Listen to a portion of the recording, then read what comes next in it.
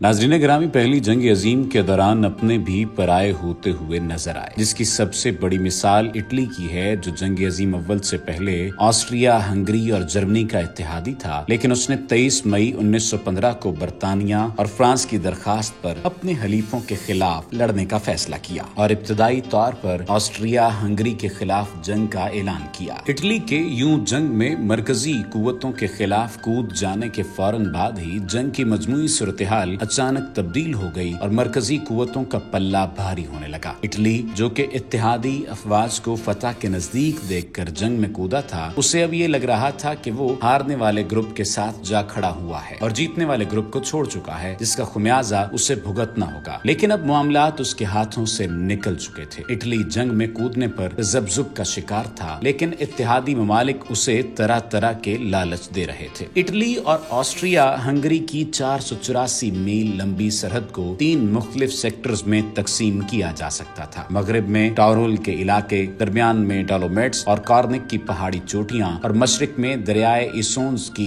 लकीर अव्वलो जिक्र दोनों सरहदी इलाकों से हमलावर अफवाज के लिए गुजर कर हमला करना तकरीबन नामुमकिन था, जबकि इटली की अफवाज को हमला करने के लिए सिर्फ और सिर्फ दरियाए इसोन्जो की बारीक पट्टी से गुजरना पड़ता था, जो जारहियत की हिकमत अमली के लिहाज से इंतहाई नामौजू और मुश्किल था। इसमें एक और खतरा ये था कि अगर ऑस्ट्रिया हंगरी की अफवाज टायरोल के इलाकों में पेशकदमी करते हुए इटली के शुमाल मरकजी हिस्से पर हमला कर दें, तो इटली की दरियाए इसोन्जो की जानिब बढ़ती हुई अफवाज को अपने निर्गे में लेकर उनका कला कमा कर सकती थी। मरकजी पहाड़ी इलाकों की चोटियां मुख्तलिफ मकामात पर 6500 फीट तक बुलंद हैं और वहाँ से सिर्फ इटली के कोहिस्तानी फौजी दस्ते ही गुजर सकते थे। इस तरफ से हमला करने पर इटली की अफवाज ऑस्ट्रिया हंगरी की अफवाज की मेन सप्लाई लाइन, जो ऑस्ट्रिया से टेंटिनो को मिलाती थी, उसको मुनक़ता कर सकती थी। मगर इस मकसद के हुसूल के लिए एक बहुत बड़ी तादाद में कोहिस्तानी फौजी दस्ते दरकार थे, जो इटली के पास नहीं थे। दूसरा ये भी, इस हिस्से से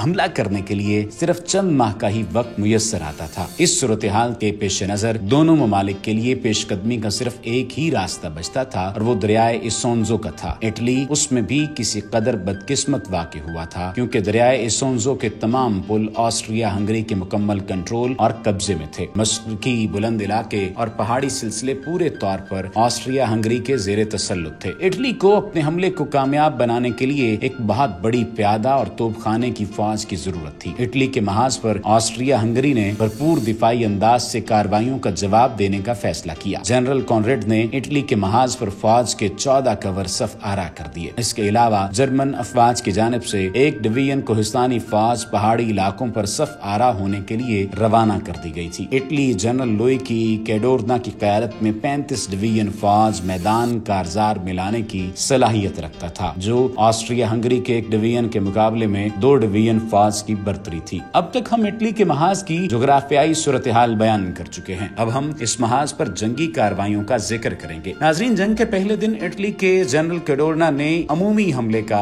ऐलान किया। उसकी पहली आर्मी ने ट्रेंटिनो पर हमला किया, चौथी आर्मी ने शिमाल मशरकी अव्वलीन सफों पर हमला किया, जबकि दूसरी आर्मी कैपुरेटिव पर हमले के लिए तैयार थी। तीसरी आर्मी दरियाए इसोन्जो पर ग्रेड्स का और माउंट फॉल्कन पर हमला करने के लिए तरतीब दी गई थी। इस तरह कुल 23 डिवीजन फौज मुख्तलिफ मकामात पर हमले के अहकामात की मुंतजर थी। 16 जून तक इटली की अफवाज ऑस्ट्रिया हंगरी की दिफाई सफों को पीछे धकेलते हुए अपने कदम भरपूर अंदाज से जमा चुकी थी। अब उन्हें दरियाए इसोन्जो पर हमला करना था, जिसके लिए 23 जून की तारीख मुकर्रर की गई थी। इटली की अफवाज एक भरपूर हमले के लिए तैयार थी। 23 जून 1915 को इटली ने दरियाए इसोन्जो पर पहली लड़ाई का आगाज किया। यह लड़ाई 7 जुलाई तक जारी रही। ताहम इसमें इटली की अफवाज को बहुत ज्यादा कामयाबी हासिल न हुई। इसके बाद दूसरी लड़ाई का आगाज 18 जुलाई को हुआ, जो कि 3 अगस्त तक जारी रही। इसी मकाम पर तीसरी लड़ाई 18 अक्टूबर से 3 नवंबर तक और चौथी लड़ाई 10 नवंबर से 2 दिसंबर तक हुई। इन चारों लड़ाइयों में मजमूई तौर पर इटली को अपने कदम जमाने का मौका मिल गया, ताहम इसके लिए उन्हें बेपनाह कुर्बानियां देना पड़ी। अगर इटली की फौजी कुर्बानियों को देखा जाए तो इसके नतीजे में हासिल होने वाली फतह इंतहाई मामूली थी। ऑस्ट्रिया हंगरी की अफवाज चंद मकामात पर पीछे जरूर हट गई थी, लेकिन अब भी उनके दिफाई सफों में मुकम्मल इत्तेहाद और मजबूती मौजूद थी। वो बड़े भरपूर अंदाज से इटली की अपने से 2 गुना फौज के भरपूर और जारहाना हमलों का जवाब दे रहे थे और अपनी सफों में शिगार गिराफ्ट डालने की दुश्मन की कोशिशों को नाकाम कर रहे थे। सन 1915 के इख्तिताम पर ऑस्ट्रिया हंगरी के महाज पर इटली के 66,000 फौजी मारे जा चुके थे, जबकि 1,90,000 जख्मी थे और 22,500 कैदी बना लिए गए थे। इसके मुकाबले में ऑस्ट्रिया हंगरी के मजमूई नुकसानात 1,65,000 थे। ऑस्ट्रिया हंगरी की फौज में इजाफा भी हुआ, लेकिन इटली की फौज थकन और कम हिम्मती का शिकार हो चुकी थी।